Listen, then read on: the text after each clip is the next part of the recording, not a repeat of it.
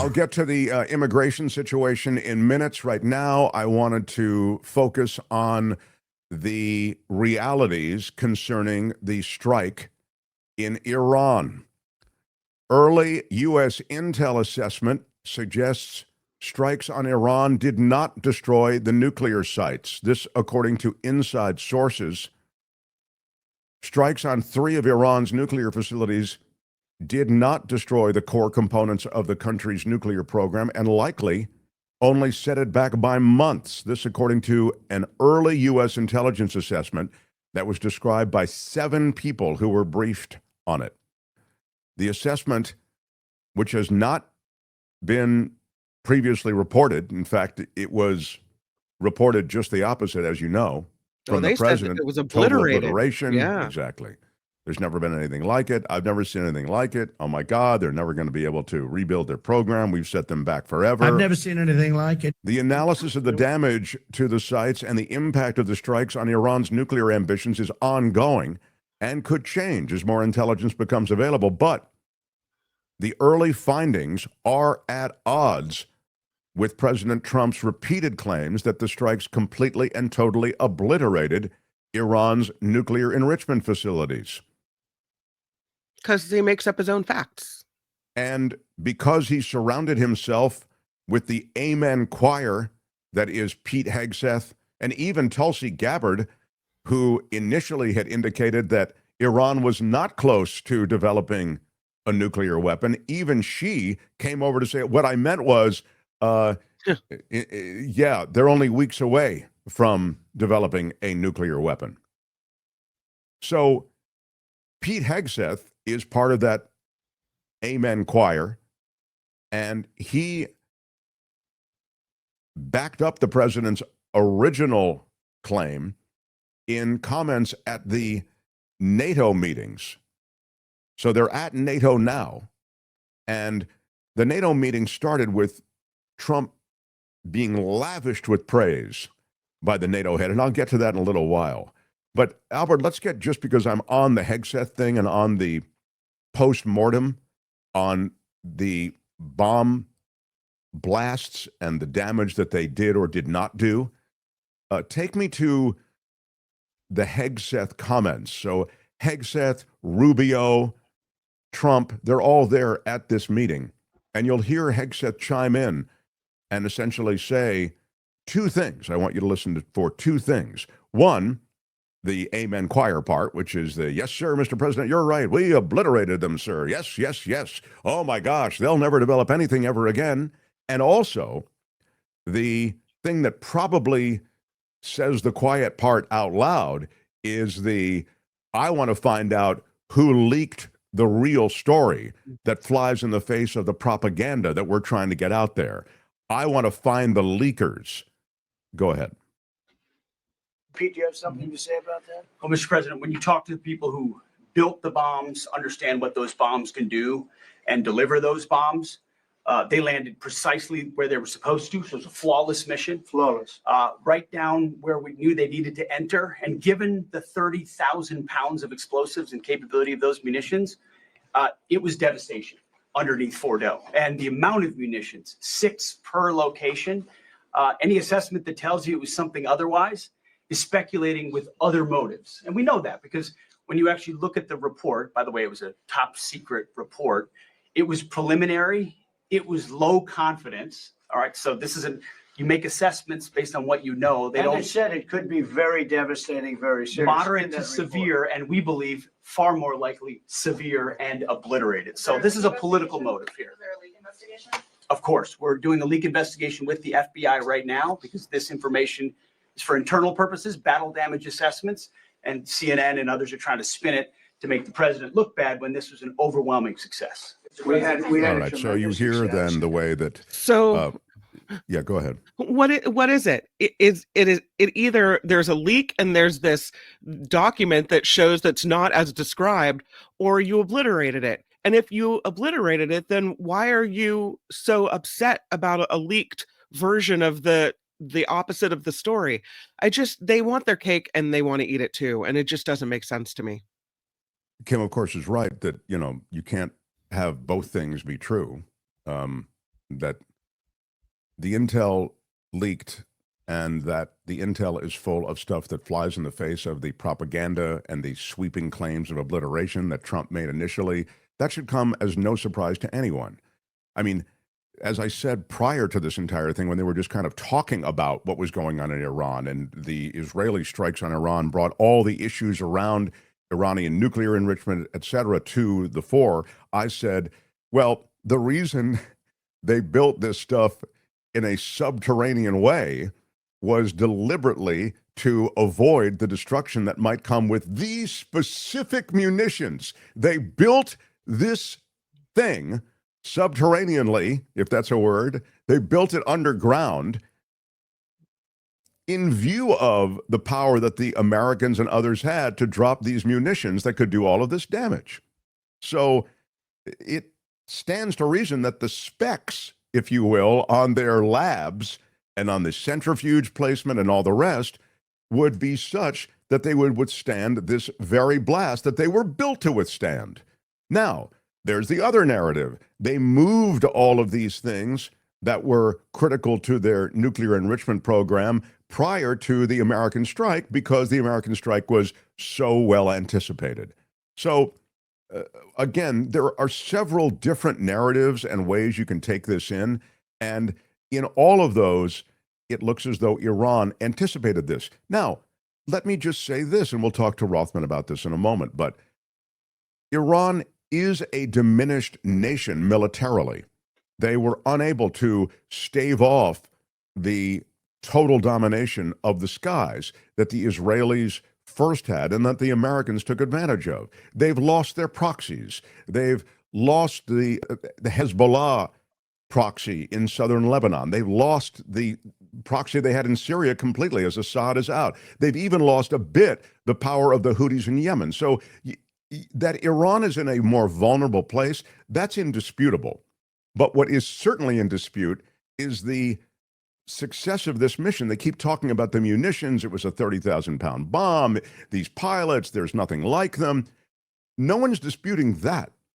What is in dispute, and it seems clearly something that over the next few days and weeks will likely continue to be in dispute, is the original claim that the nuclear program was obliterated. I'll just tell you what I think is happening here, and I think it's fairly clear. Trump saw the success of these Israeli missions early on. He felt he wanted to brand them with the Trump name, if you will. And he saw all the credit the Israelis were getting on Fox News Channel for their early demolition of so many Iranian targets. And he thought, hey, I want some credit on my favorite station too. And he went in and he did what the Israelis wanted and what's been talked about. I mean, these munitions were put in place and these strategies associated with these munitions to blow up these targets associated with nuclear enrichment, that's been talked about for years, talked about during the Biden administration, right? So he threw the switch and now he got those headlines. But what's becoming clear is the new headlines are going to call into question that propaganda that was associated with the initial blast.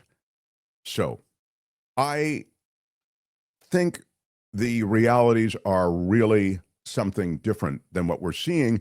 And that leaves us with questions about how to deal with Iran post-bombing and post-victory parade. I mean, we said it right away. You're taking the victory lap way too early. The race ain't over.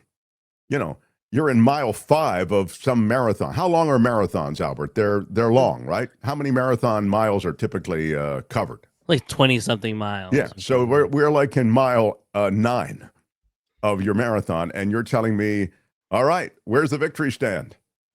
The Iran situation and the Middle East situation is filled with nuance. It's filled with detail. And John Rothman knows a lot of that detail. He'll be coming on in just a few moments. But that's the broad stroke of what's happening now. What's that, Kim? The peacocking, when they don't really know what happened as far as the damage there, is wild. crazy, crazy wild.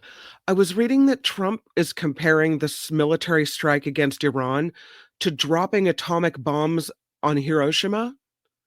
And he put out this video last night that is so insensitive and inappropriate, and I worry could anger Iran because it's just so crazy. I don't even know if we can play it, but it's to the Beach Boys song Barbara Ann. That was before my time, but yes, I'm familiar with Oh it. yeah, I'm sure. This is Bomb Iran instead of Barbara Ann, and there's video underneath the music of the bombers bombing Iran, and this is posted by the President of the United States. I mean, it's the most, and this is saying something for Trump, the most unpresidential thing I've ever seen. Wildly inappropriate, so horrifying That that immediately I'm thinking, ooh, what's the big story? Because we know that it's going to be some kind of, diversion, something big is going on that they're trying to distract my attention from, because this is so crazy that it has to be that. Yeah, well, that's just so way out of line, but in a way that's right on brand for him to do something like that. Again, he really wanted the accolades. He wanted the ticker tape parade before even 24 hours had passed since the bombing. They were talking about the Nobel Peace Prize for him on Monday. The Nobel Peace Prize, the dust hasn't even settled. The Nobel Peace Prize? I mean, literally, the again, dust hadn't even the settled. Yes. retaliation hadn't even begun, Yeah. right? The Yeah. Iran retaliation. There's an absurdity to all of this. And Marco Rubio and Pete Hegseth even know better. But they are part of the propaganda machine. They are the amen corner. So I want to get to Rothman in just about 2 minutes. But before I get to Rothman, I wanted to play for you a bit of what the disposition toward Trump is with the NATO meeting going on. So he's just arrived, as you know, for the NATO meetings, and there is lavish praise being showered onto Trump by the NATO head. And I think the reason for that is they just want America happy and in line. And so it's wild to watch it. It's as though this is a cabinet official in Trump's cabinet. I mean, they all got the hymnal. They all know what they have to sing, right?